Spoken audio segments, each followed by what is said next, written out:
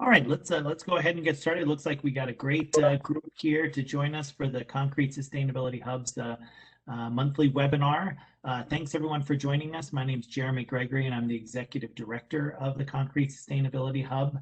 And in our monthly webinars, we often feature work that's being done in the Concrete Sustainability Hub. Today, we're fortunate enough to have research on a topic that actually grew out of a project that was a hub project on durability. And if you've joined us for some of those in the past, you know that that research on durability, ASR and freeze thaw, a key outcome of it was that the kind of interfaces really mattered, and that led to some ideas about how to use carbon to mitigate some of the potential durability related issues that we're seeing. And that's led to this kind of offshoot project that's a joint collaboration between us at MIT and some other researchers. So it's CS Hub adjacent, but involves a lot of folks in our team. And so we're sharing it here because of its interest to our community, and certainly it presents a need to innovation related to cement and concrete. So we're fortunate enough to have a couple speakers from our team here at MIT who are really in the midst of this, Nancy Solomon and Ashish Shukla, and so they're going to do a tag team presentation today about this work on development of electron-conductive cement-based materials. As a reminder, everyone is on mute, but we have a Q&A box in the lower right of your screen. You should see it where you can enter in questions. Please do that, and if we can answer them during while people are speaking, we will, and if not, we'll use those as a place to answer or to pose questions to our researchers when we get there. So with that, I'm going to turn it over to Nancy and Ashish. Please take it away. Hello, everybody. My name is Nancy Solomon. I am postdoctoral associate at Concrete Sustainability Hub under supervision of Professor Franz Ulm. Today, I'm going to give a talk about the development of electron-conductive cement-based materials. The concrete is the most widely used material for infrastructure because it has good mechanical strength and it resists to water, easily formed in various shape and size and shape, and available everywhere. So far, we are able to achieve a great advancement in concrete material, such as building high skyscrapers or long bridges, using high mechanical performance and excellent durability.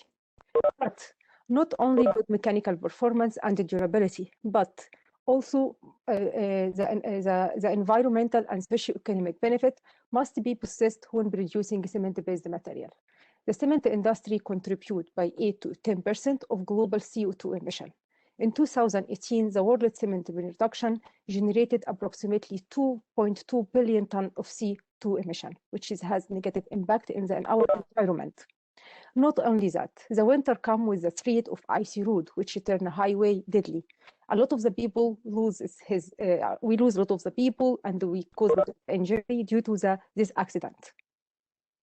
And to remove this snow from the highway, we have to add salt or chemical component. And this salt and the chemical component led to damage the concrete and contaminated the underground water. And to repair this deterioration concrete infrastructure, this is cost a lot of the $1 billion. A lot of the researchers try to solve this sustainability problem by replacing cement by supplementary cementitious material, or develop new ultra-high performance concrete, and so on. But can concrete be sustainable by adding a new functionality? The normal concrete, according to the dissipative structure theory, the normal concrete has no negative entropy input through matter energy or influence or exchange with external stimuli during its surface life. However, the smart and multifunctional concrete are designed with properties that can be significantly changed in a controlled fashion by external stimuli such as stress, moisture, electrical or magnetic field, or chemical compound. There is a lot of the classification of multifunctional concrete, such as self-curing, self-sensing, self-healing, and self-cleaning. and electrical functions such as electrical conductive concrete and electrothermal, and this is our concentration in this webinar. Many new applications of smart and multifunctional material has been found in our civil infrastructure, and they represent an emerging research field. These applications include health monitoring, damage assessment, structure control, structure repair, and a lot of the application. This new technology has possessed many potential benefits, such as improve infrastructure reliability and longevity, and enhance structural performance and durability, and reduce the life cycle cost of the material. As I mentioned, our focus here is about electrical function, electrical conductive, and electrothermal properties of a smart and multifunctional material.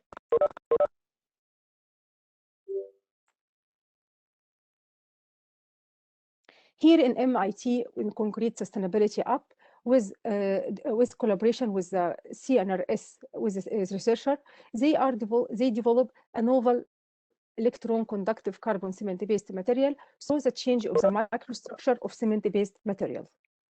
When they add the nanocarbon black particle into cement-based, we are achieve the conductive concrete. Why the nanocarbon black particle? Because the nanocarbon black particle is a low cost and high electrical material, and if you compare to the steel fiber or nanocarbon tube. And when we, with this composite, we are able to this electrical conductive carbon cement-based material, we can use it for different applications such as self-healing and energy storage. And this is this patent developed by Belnick and Ital in December 2020. So our research question here, as we know, the carbon black is a super hydrophobic material, and also has the tendency to agglomerate due to the van der Waals force. And the cement is a super hydrophobic material, and also has tendency to agglomerate due to the electrical charge in the cement particles. So our question here about dispersion, how we can disperse chemically and physically nanocarbon black into cement matrix, and what is the effect of mechanical and electrical conductivity properties. After dispersion, after to find the good dispersion technique, we move to the scalability. And as we know, the concrete is a heterogeneous material. It contains cement, sand, and aggregate. So the question here, how do mixed proportion, water cement ratio, or nanocarbon black cement based, or nanocarbon black or sand can affect the electrical electrical conductivity and the Joule measurement. But not only the electrical conductivity, but also we have to look about the mechanical performance to achieve a real meaning of multifunctional concrete. This is what our third question in this research: how does the origination of connected network of nanocarbon black volumetric wiring affect the microstructure of cement-based composite? As I mentioned before, that the nanocarbon black has a tendency to agglomerate due to the presence of the van der Waals force. Adding chemical surfactant or any dispersion technique, this led to the this can disperse the carbon from large agglomerate and turn into monosize by electrostatic or steric repulsion between the surfactant molecules absorbed in the nanocarbon black particles. In this study, we use different chemical surfactants such as carboxymethanol cellulose, polycarboxylate, and combined between carboxycellulose and the polycarboxylate superplastizer, and use also polynaphthalene superplastizer. Some of this surfactant worked very well and some not. So the question here, what is the effect of nanocarbon black dispersion in mechanical and electrical conductivity? This slide shows a trade-off between strength and electrical conductivity and different dosage of the polynaphthalene superplastizer. In this figure, we show here, this is the polynaphthalene superplastizer versus electrical conductivity in the left y-axis, and the effect of polynaphthalene superplastizer in compressive strength, which is plotted in the y-left axis. And this is star represent for the compressive strength of normal concrete. As we can see here from this graph, that at zero amount of the polynaphthalene, when we don't have any dispersion of nanocarbon black particle, we obtained a good electrical conductivity, but we reduce the strength compared to the blank cement. With adding more polynaphthalene superplastizer, we are able to enhance the electrical conductivity. The electrical conductivity increased from 3.4 to 5.6, while also we have a slight increase in the strength. When we add more superplastizer polynaphthalene, so we increase the compressive strength by up to 25% compared to the blank cement, but we loosening the conductivity, and this is due to the breaking volumetric wiring. And this high strength common because we disperse the carbon all over the matrix, which lead to the enhance in mechanical strength. But as I mentioned, the negative impact here, loosening the conductivity. Based on this study, the optimum polynaphthalene superplastizer, the optimum amount of the 4% of polynaphthalene superplastizer is recommended as the optimum dosage for enhanced electrical conductivity and mechanical performance. Moving now to the scalability of multifunctional nanocarbon black cement composite and moving from the cement paste to the mortar. First of all this mixture were made with a different two water cement ratio, 0.42 and 0.6, and two different sand content. The weight of sand to cement 1:1 and 2:1. And also we use here high sulfate resistant cement because it has low C3S and C3A, which is good for strength and flowability. And we use here nanocarbon black, PPX 55 nanocarbon black. And the polynaphthalene superplastizer was added here as the optimum percentage where we cannot lose the conductivity connection between the particle. This figure shows a tortuosity-based model performance that developed by France. Here the normalized electrical conductivity, measure electrical conductivity, normalized to electrical conductivity of pure nanocarbon black versus nanocarbon black content. And the NCET is the model performance in the log scale.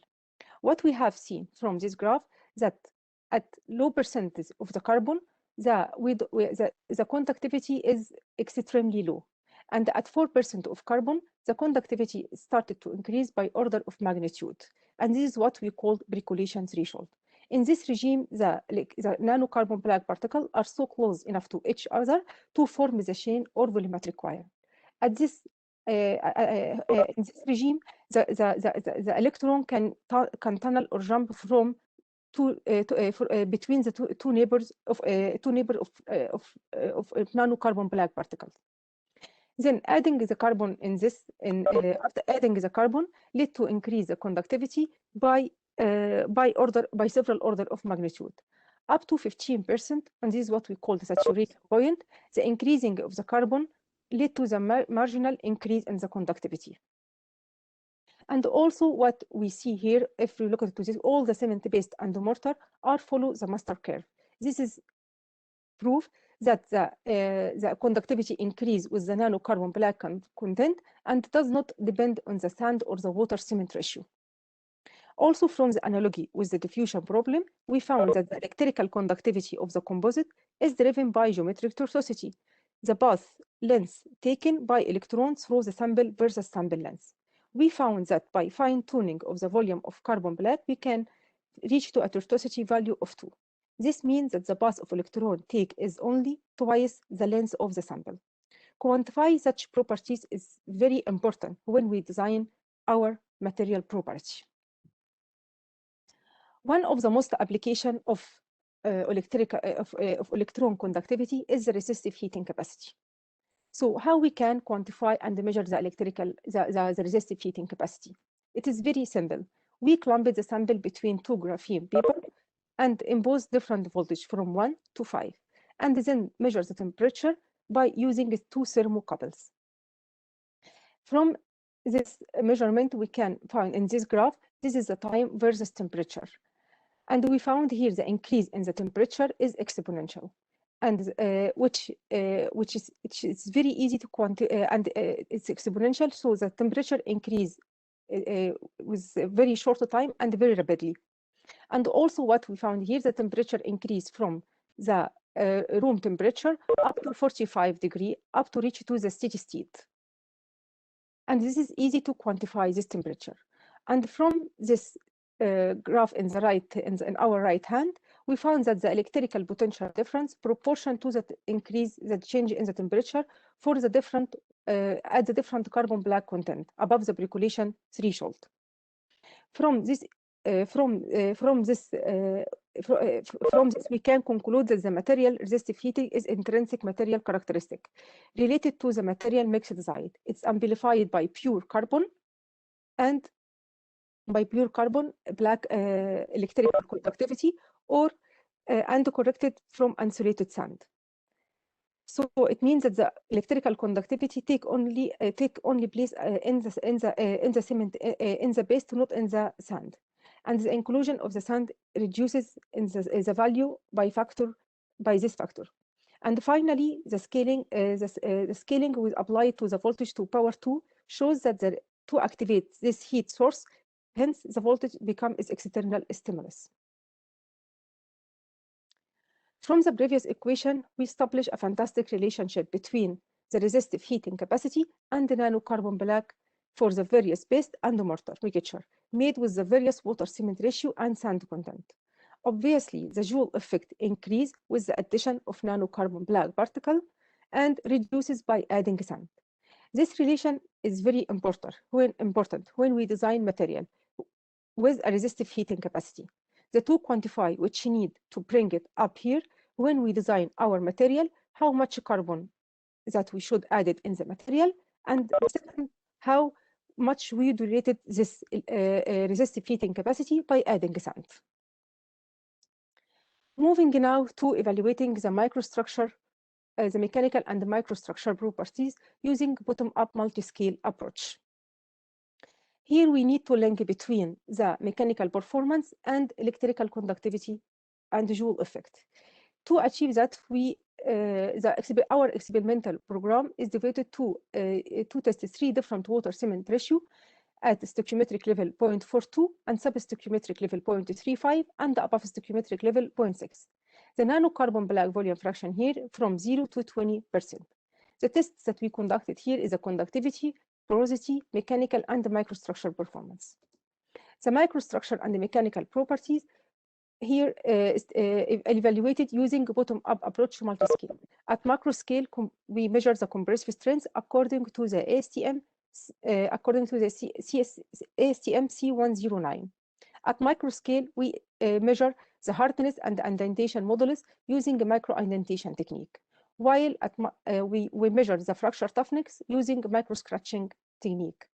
And at nanoscale, we measure the hardness and the indentation modulus for the low density CSH and the high density CSH using the nano-indentation instrument. From the relation between the compressive strength and the hardness, we can obtain the cohesion and the friction coefficient, the two parameters that define the strength of the material. And from indentation modulus and the fracture toughness, we can estimate the fracture processing zone. And from fracture toughness and the indentation modulus, we can estimate the fracture energy. By using the micromechanic models that developed by Franz and the co-worker, we can estimate the packing density, which represent of the porosity of the low density CSH and high density CSH of the cement matrix. Here is the result, the fracture analysis via scratch test. The scratch test is, the fracture toughness is very important parameter as representative, as we can give the idea about how the material is withstand in the front of the cracks. And we can measure the fracture toughness by easy way, by impose the force and measuring the penetration depth of the material. And using the fracture elastic model that developed by Franz and the co-worker, we can estimate the fracture toughness and the fracture energy of the material. And this figure presents the effect of the nanocarbon black volume fracture versus fracture toughness in the left hand and the fracture energy in the right hand for the 3 different water cement ratio, 0.35, 0.42, and 0.6. The dot point represented here in the average value of the fracture toughness or fracture energy, while the arrow bar represents here the standard deviation, and the dashed line represents the fit of the data. And we can see here that the addition of nanocarbon black led to increase the fracture toughness and the fracture energy. And this improvement in the fracture toughness and the fracture energy is originated from the effect of crack deflection. Frag deflection. This frag deflection, it means that the crack doesn't go through the nanocarbon black inclusion. It is go around above and below, requiring more energy to open the crack. So the nanocarbon black function like an obstacles in the front of the crack depths. So this slide, we present the effect of nanocarbon black in the ductility measurement. To quantify the ductility, we measure the ratio between indentation modulus and indentation hardness. In the left figure, this M and H can be viewed as a competition of the plastic dissipation and the elastic energy storage. Also, we quantify the ductility by dividing the fracture toughness over the hardness and square it. And it's shown in the right figure as a function of nanocarbon black particles. This ratio represents the fracture processing zone, which is a zone of the material ahead of the crack tip, where the stress decreases from the maximum value to the far field stress. And basically, it tells us something about how the material is brittle or ductile. If this zone is very small, it means the material is very brittle, while if this zone is very large, it means the material is very ductile. Obviously, from these two graphs, that the addition of nanocarbon black particle lead to decrease the ductility of cement matrix. This motivates us to eliminate the effect of nanocarbon black and link directly between the fracture processing zone and M and H. And the result shows that the fracture processing zone scale linearly with the M and H relation. The dashed line here represents the linear regression of with the R square ranged from 0.5 to 0.96, depending on the water cement ratio. The blue arrow here is the direction of the nanocarbon black particle. And this correlation shows that the plastic dissipation capacity is reduced, and hence the fracture processing zone becomes smaller. So we can say that the reduction of the plastic dissipation capacity represents a reduction in the ductility when adding nanocarbon black particles. So moving now to the mechanical properties at macro scale. This figure shows the effect of nanocarbon black versus compressive strength for the three different water cement ratio. Obviously, the addition of nanocarbon black addition lead to the significant reduction in the compressive strength. And what we observed here, that the reduction of the compressive strength at low water cement ratio higher than the water cement ratio. For example, at 15% of the carbon black volume fraction, the compressive strength decreased up to 58% for the water cement ratio 0.35, while 25% for the water cement ratio 0.6. So the question here that we asked ourselves about it. So why the addition of nanocarbon black led to increase the fracture toughness and decrease the compressive strength while decrease the ductility? The answer to this question here. So to estimate, to answer this question, we measure the friction and the friction coefficient and the cohesion of the material, the two parameters that can define the compressive strength of the material. The friction coefficient here represents the ratio between the function of the compressive strength and the hardness, and it can be defined as the ratio of the force required to move two sliding surfaces over each other and the force of holding together, and it can increase using the filler effect, while the cohesion is estimated as a function between the compressive strength and the friction, and it can be defined as the energy stored in the bond uniting two surfaces of the material, which represents the binding capacity. So what we observed here from this graph, that the addition of nanocarbon black lead to significant increase the friction coefficient for the three water cement ratio. And this is due to the carbon black led to filling the capillary pore, filling the capillary pore. And also what we observed here, if you look at it to the red and the blue point, this is the red is the water cement ratio 0.35, and the blue one is the blue circle is the water cement ratio 0.42. And what we observed here is that there is no difference in the friction enhancement between the two water cement ratio 0.35 or 0.42. And this is proof that the enhancement of the friction. This is why, because in the water cement ratio is like is low the stoichiometric level. There is no more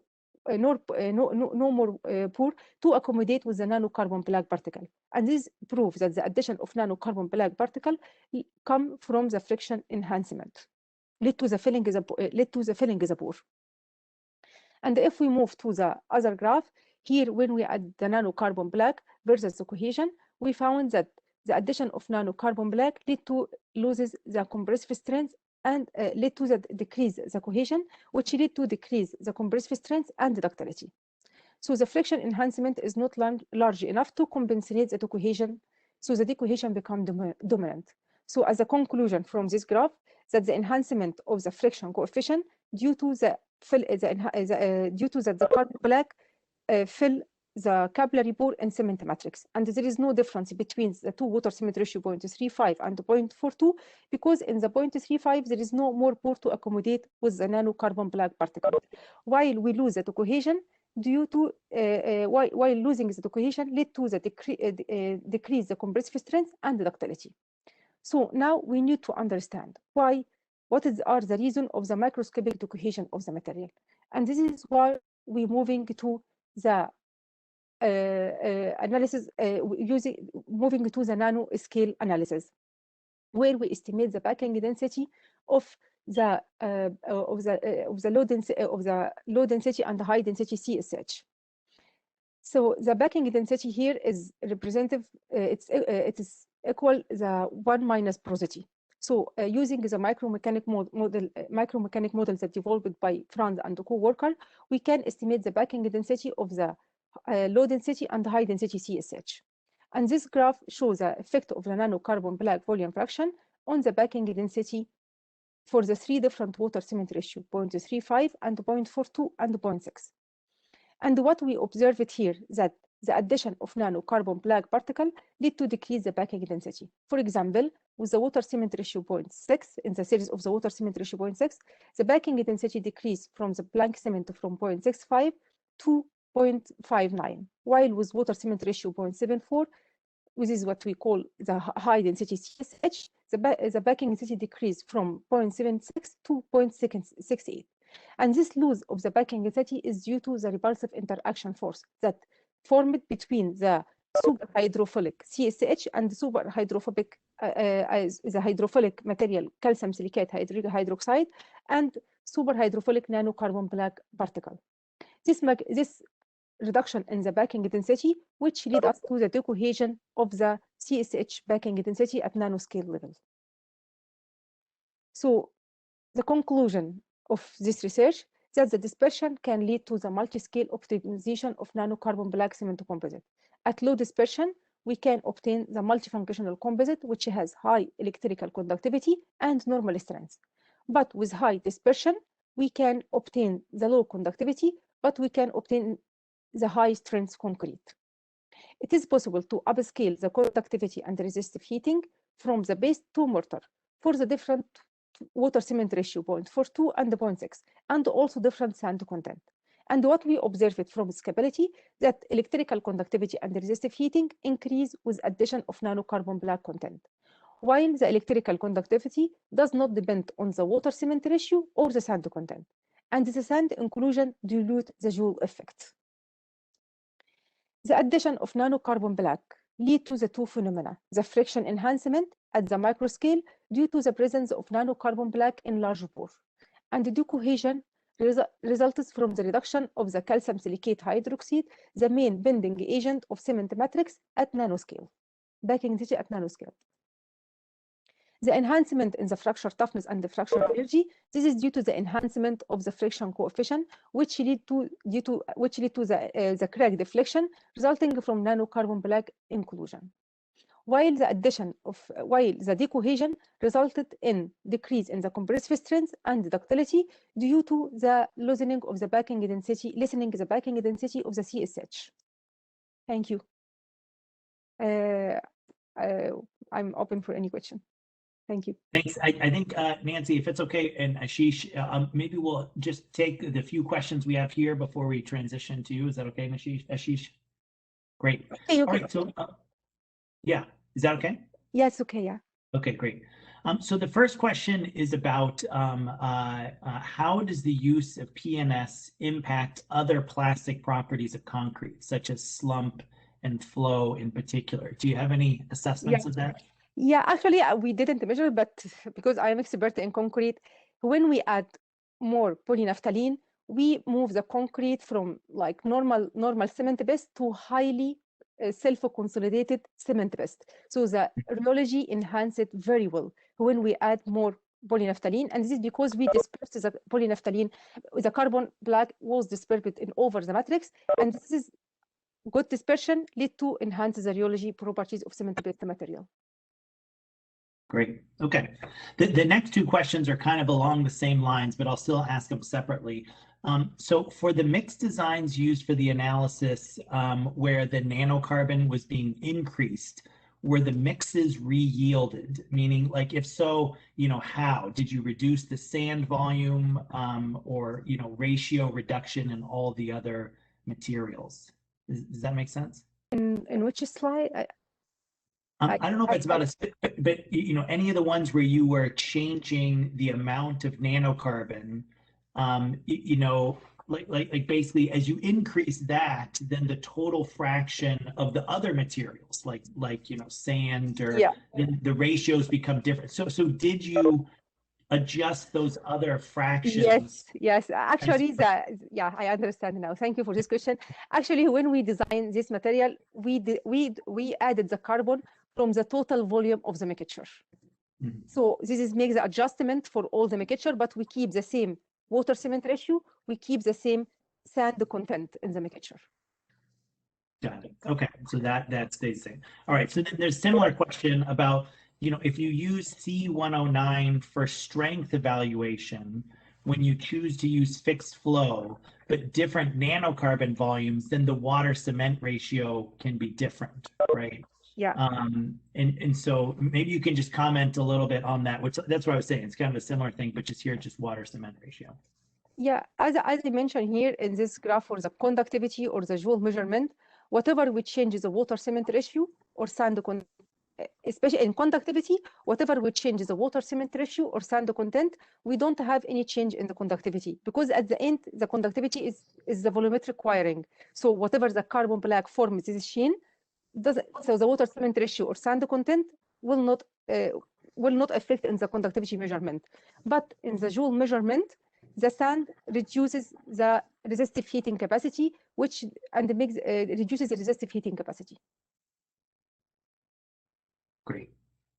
All right, one last question before we switch to Ashish. Does the carbon black contribute to the hydration process, or is it just a filler? It is a filler material, but it can, if we disperse the carbon up to if we disperse the carbon a lot, this is what we can call nucleation effect. The carbon at this moment work as a nucleation effect of cement matrix, so accelerates the hydration, but it doesn't contribute in cement hydration because it is not a pozzolanic material. It doesn't have any silica, but accelerated the hydration when we disperse it very well due to the nucleation effect. Okay, and then so related to that, how much of the SP is used in terms of cement content or volume? It depends. If you look into this graph, this is the polynaphthalene. It is keeps in this graph we change the polynaphthalene superplasticizer from 0 to 15% from the volume of PNS to the volume of nanocarbon black. But when we measure the conductivity, and we need to make sure that we don't we don't breaking the volumetric wiring, we recommend the 4% of volume of PNS to the volume of nanocarbon black as a optimum percentage to have a good electrical conductivity and a good strength. Okay, we have a couple other questions, but I think what we'll do is now we'll switch to Ashish, and then we'll come back to some of those other ones after Ashish is done. Yeah, okay, thank you so much. Thank you, Nancy. Great job. Thank you.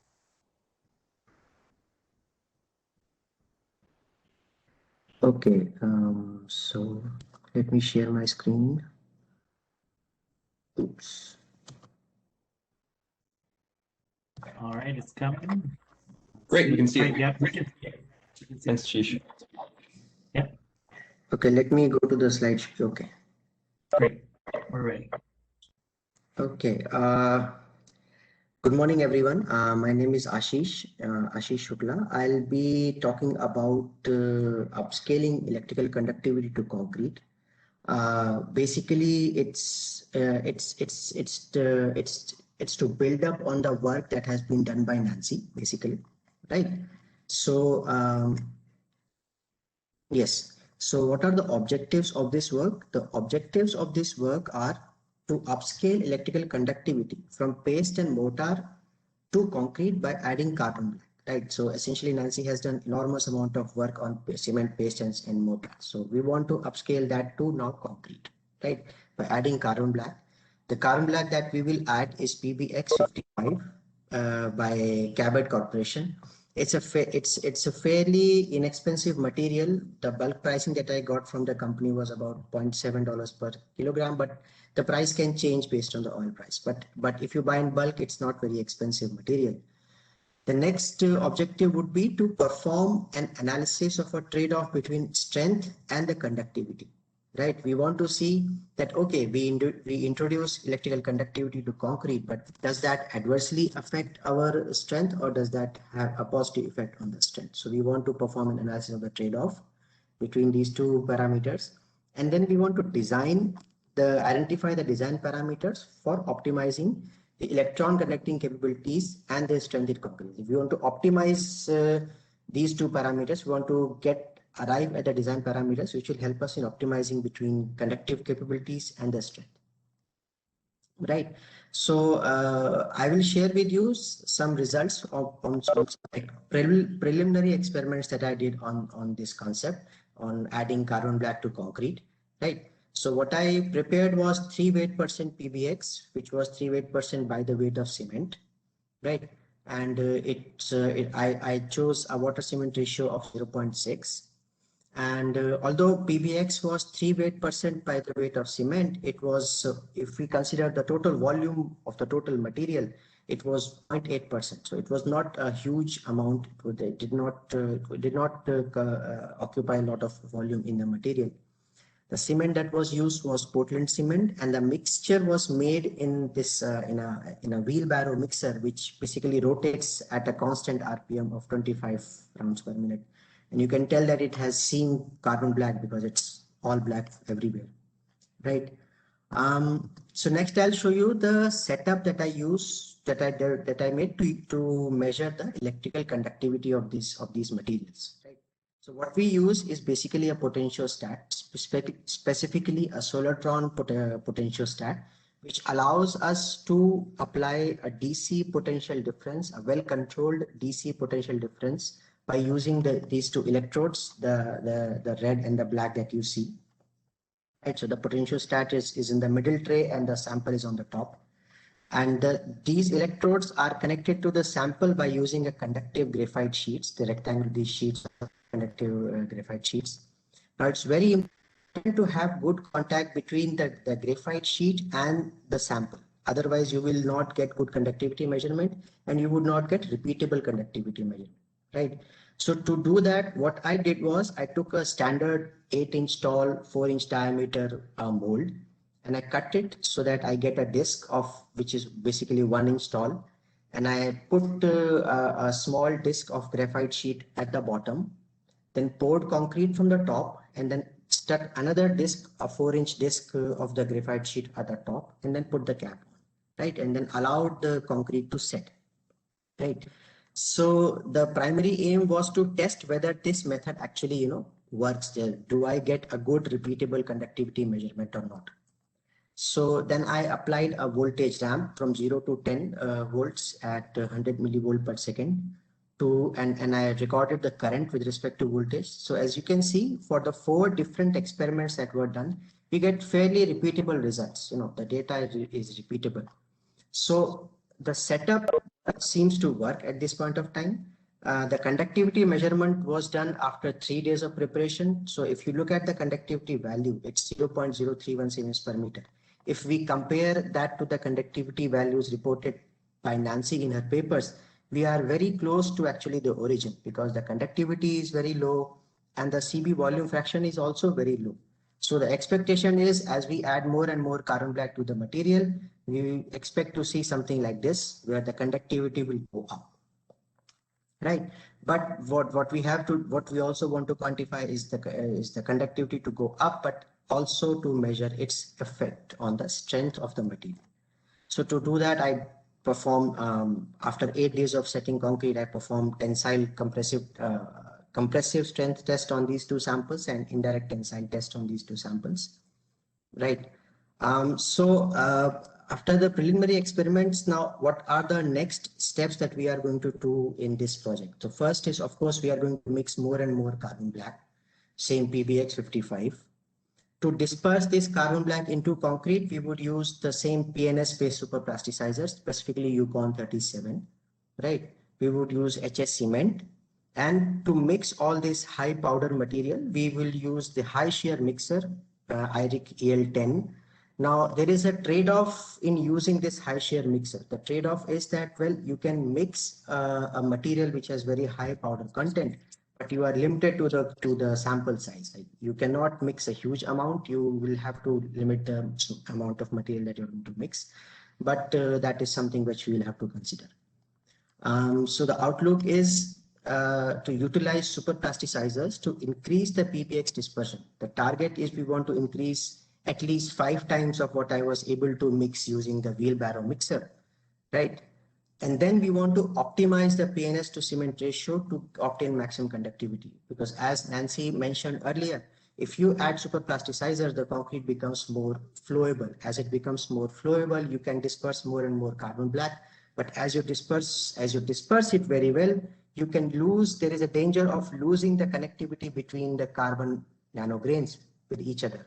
If that is lost, you lose the volumetric wiring, which takes the current through the matrix, through the system, right? So there is a real danger of mixing it too well, so to speak. So we want to optimize that.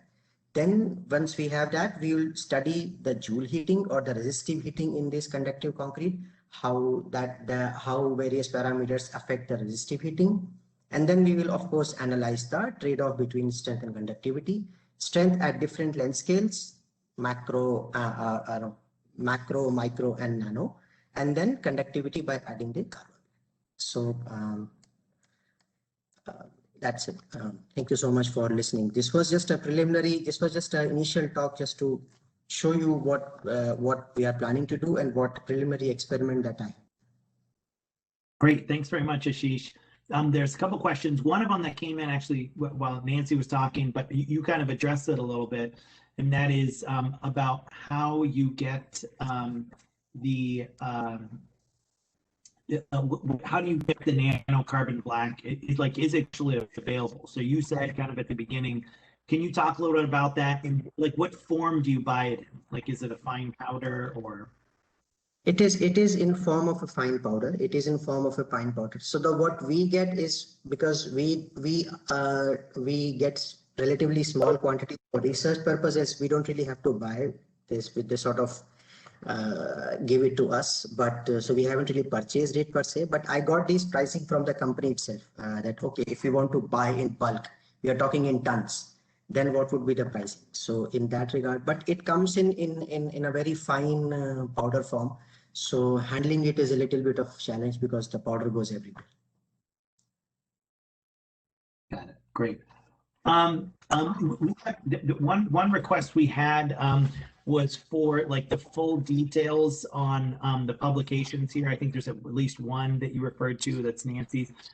Nancy, while Ashish is answering these questions, do you mind kind of putting a link to it in either the chat or the Q&A somewhere in here? And then Andrew can also follow up with that link in our emails, but just that folks have it now as well. Okay. Great. All right. Some other questions. One of them is about the superplasticizer, and basically the question was, what's the drawback of using PCE superplasticizer? BCE, polycarboxylate superplasticizer. Yeah, the drop. Actually, can I share my screen? Yes. Yeah, give me to share my screen. Yeah, Nancy is. I'm gonna show you. Okay, Nancy, you can take over. So, just a moment.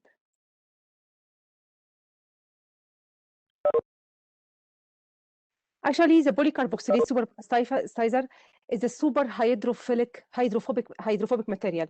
So it doesn't have any interaction with the nanocarbon black particle.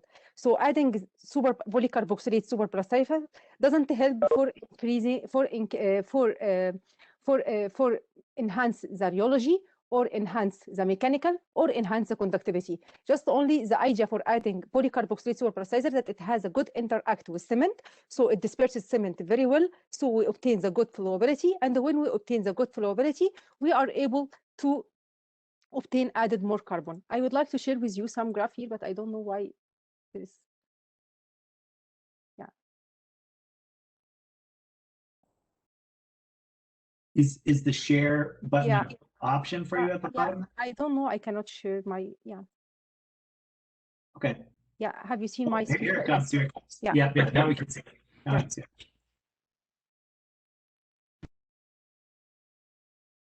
This is graph show the addition of the polycarboxylate superplasticizer to the conductivity. What we observed here, when we add different amount of polycarboxylate superplasticizer to the carbon content, we didn't see any improvement or the change or conductivity, and this is what we can say, that the polycarboxylate superplasticizer is a super hydrophilic material, so it doesn't have any interaction with carbon, so no effect on the conductivity. And as I mentioned, the idea of adding polycarboxylate superplasticizer just only to disperse the cement, and which allowing to adding more carbon at low water cement ratio. But polynaphthalene, because it has the interaction with carbon, this is why when we adding more polynaphthalene, here we start to increase the conductivity a little bit, then we drop it, because at this moment we disperse the carbon so much. And also what I see with the polynaphthalene superplasticizer, there is a big significant in the rheology. The concrete, it moved from the very stiff to very watery concrete, while polycarboxylate superplasticizer, while the addition of the polycarboxylate superplasticizer, I didn't see any enhancement in the rheology, but it just only helped me to add more carbon. I hope this helped. Sure, that's great. Okay, we had another question about basically what is the rheology for mortars with low water cement ratio and high nanocarbon black volume. And so rheology in terms of viscosity or Actually, we didn't measure the thixotropy of the material or rheology. We don't have a lot of the information about that. But as I mentioned, when we add more carbon and to achieve the good conductivity, we are not able to add more superplasticizer. So we have to add superplasticizer at a specific percentage. And this specific percent means that the amount of the polynaphthalene is equal. This is the volume of polynaphthalene versus the volume of nanocarbon is equal 4%. So it's very low amount. So the rheology is very bad, and we need to work more about the enhancement of the rheology, or about how we can optimize the good conductivity with the good rheology and the good strength. And this is our future work, how we can make all this, achieve the good strength, good rheology, and good conductivity. But for sure, when we add more carbon, we should, to achieve a good conductivity, we had to put low amount of superplasticizer, and this has a negative effect in the rheology. But I didn't measure it, but as I'm expert in concrete, it is a bad rheology. Great. Okay. What is the percolation threshold of PBX 55 in the cement composite? The percolation threshold, here's the percolation at around 4% of the carbon black volume fraction. Okay. How does the increased conductivity impact chloride-induced corrosion of steel reinforcement? So I don't think you've actually tested that, but maybe what do you think would happen? Actually, we didn't test this, but the corrosion is comes from we have a bad permeability, and we are not sure that the carbon black lead to the bad permeability or lead to the bad durability. So I cannot have the answer for this question. But we have at least the good conductivity, and also we had acceptable strengths. Because if you look at it here in this graph, even with in the water cement ratio 0.35 up to 15% of carbon, we still have the compressive strength is around 40 MPa. And also for the water cement ratio 0.42 up to 20% of carbon, we still have the compressive strength around 31 or 32 MPa. So we still have a good normal strength.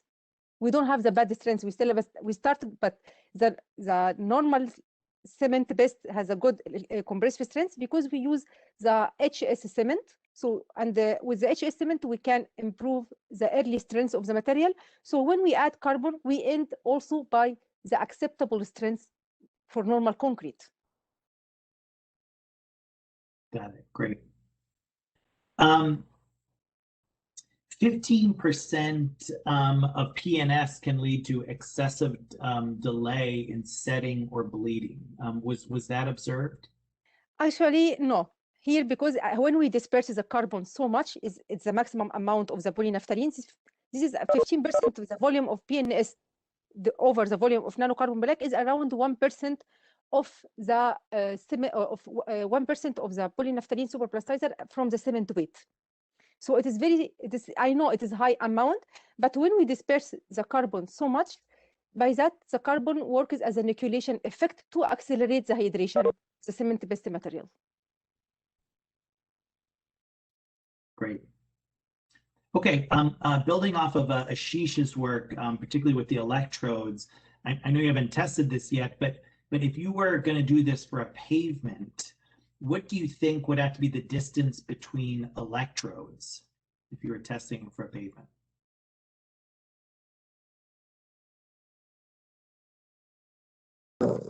What we have right now is 1-inch slab, so I haven't really tested that, so I can't really answer that question at this point. Okay. What we have right now is just 1-inch thick disc of concrete. Got it. Okay. All right. That looks like all the questions we have, and we're just approaching the hour. So I really want to thank Nancy and Ashish for sharing the work that they're doing, and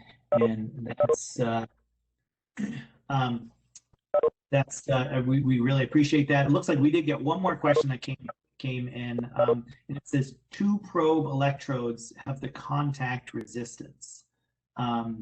Did you include that? I'm not quite sure what that means. No, I don't. No, we haven't really. Okay.